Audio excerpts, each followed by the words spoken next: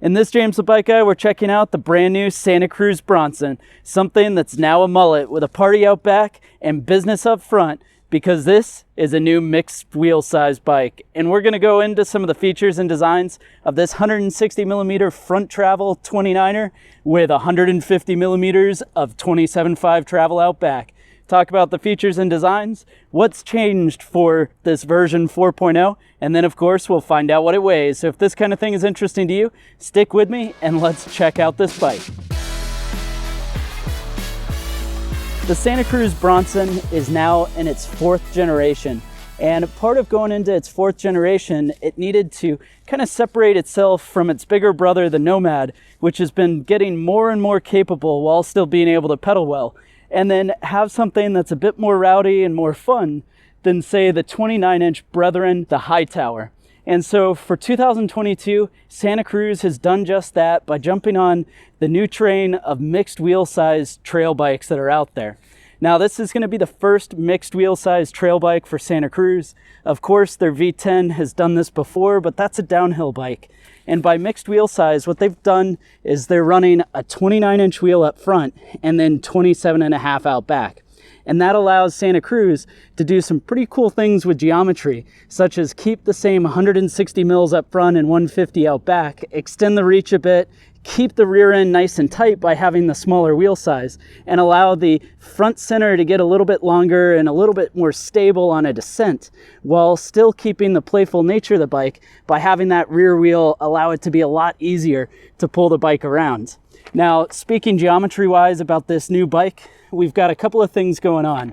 So this bike is going to have something called a flip chip, which will allow you to adjust it from a high and low position. And that flip chip in a low position on this size medium we're checking out here will give you a head tube angle of 64.5 and in high 64.7, a seat tube angle of 76.6 in low and 77.1 in high. And then the bottom bracket height is going to be 341 millimeters in low and 344 in high, while running a still pretty reasonable short 435 millimeter chainstay.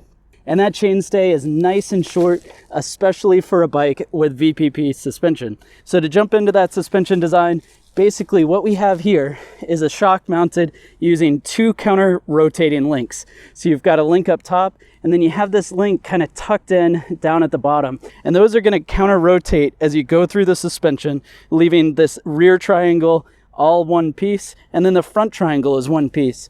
Now, I haven't had a chance to get this bike out on the trail, but from what I understand, talking to a few people, this is going to be a much better climber than you might expect for something with this much travel. It's certainly going to be pretty supportive, especially with that super steep seat tube angle. And then descending, you're going to have a ton of prowess with that 29-inch front wheel. Now, a couple of things to mention. With the 29-inch front wheel, that's going to raise stack up quite a bit. So it could allow the front end to get a little bit light on some climbs, but stack height is roughly 20 millimeters more than you'll see on the previous generation. And then reach of this bike has elongated by about 15 millimeters, which should give you a much more roomy cockpit that you'll appreciate on descents. The last thing to talk about on this frame before we move on to the specs is going to be the material. Now, the Bronson itself used to come in both 2 levels of carbon and 1 aluminum, and at least for 2022, we're looking at just carbon fiber for the frame.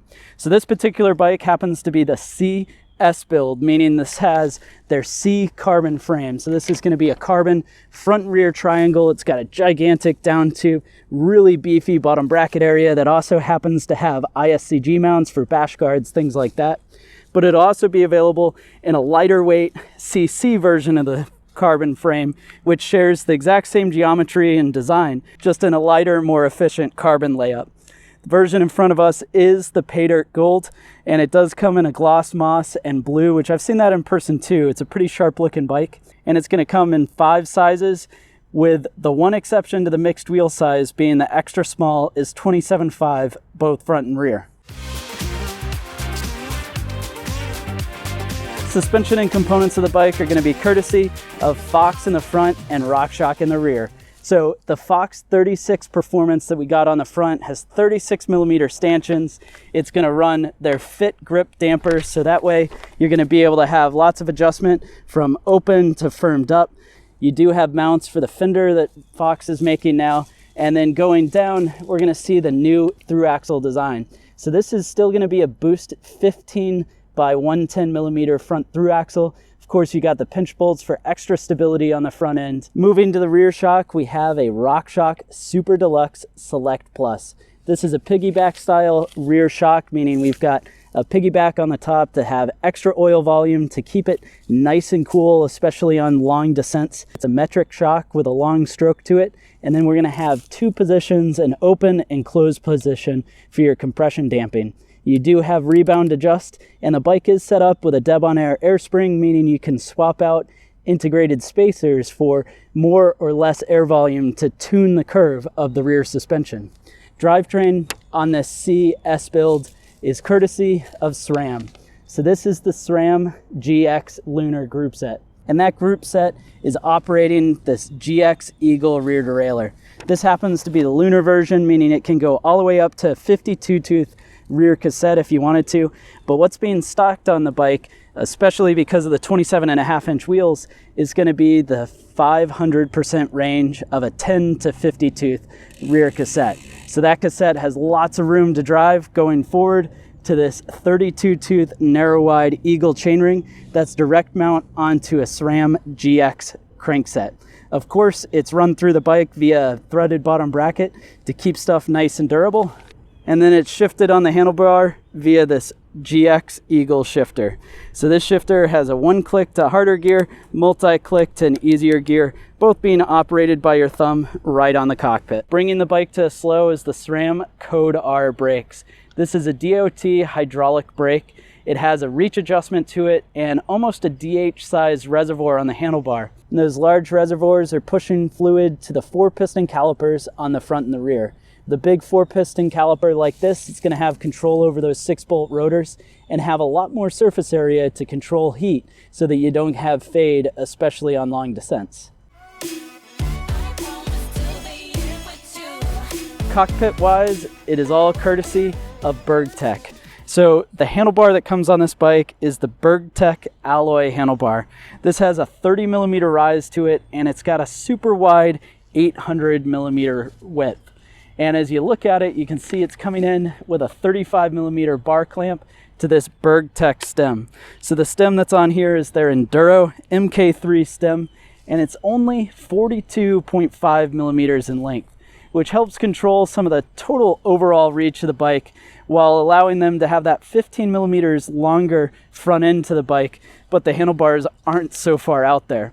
Now, holding onto the handlebar is the Santa Cruz house grips. These grips I like quite a bit with a lock-on style to it, nice waffle grip to it. I do love the way these feel. And then the saddle is a WTB Silverado saddle mounted up on a RockShox Reverb 150 millimeter post. Now this post length is going to vary by the overall frame size of the bike, but on a medium it's coming with a 150, and it is a 1x style lever so that on the handlebar you can press it down, which is going to allow the saddle to come up, put your body weight back on, press it again, and you'll see it compress right back down. The front and rear wheels are going to be the same, but of course a little bit different because this is a mixed wheel size. So for tires, both are running a Maxxis Minion tire. However, on the front, it's the DHF front tire with a 29 by 2.5 wide trail width. This, of course, has the sticky 3C compound with max grip. It is tubeless ready with EXO protection. And on the back, it's a similar story, but now with a 27.5 DHR2. This DHR rear is 2.4 inches wide, so a little bit narrower than the front, but the same compound, same tubeless ready setup.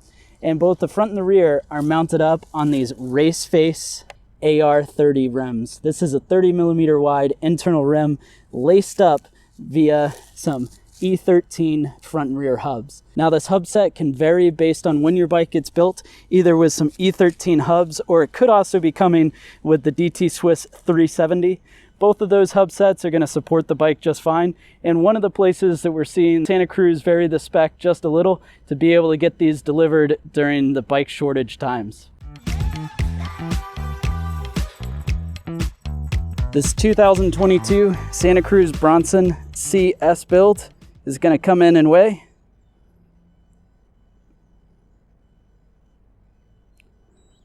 32.04 pounds. Well, thanks for watching this video on the 2022 Santa Cruz Bronson 4. Go ahead and let me know what you think about the CS build. Also, what do you think about the mixed wheel size? All this kind of stuff is pretty interesting to me, and I'd love to hear your feedback, so go ahead and leave that below. While you're at it, don't forget to hit the subscribe button, and then hit that thumbs up. It lets me know you enjoyed the video.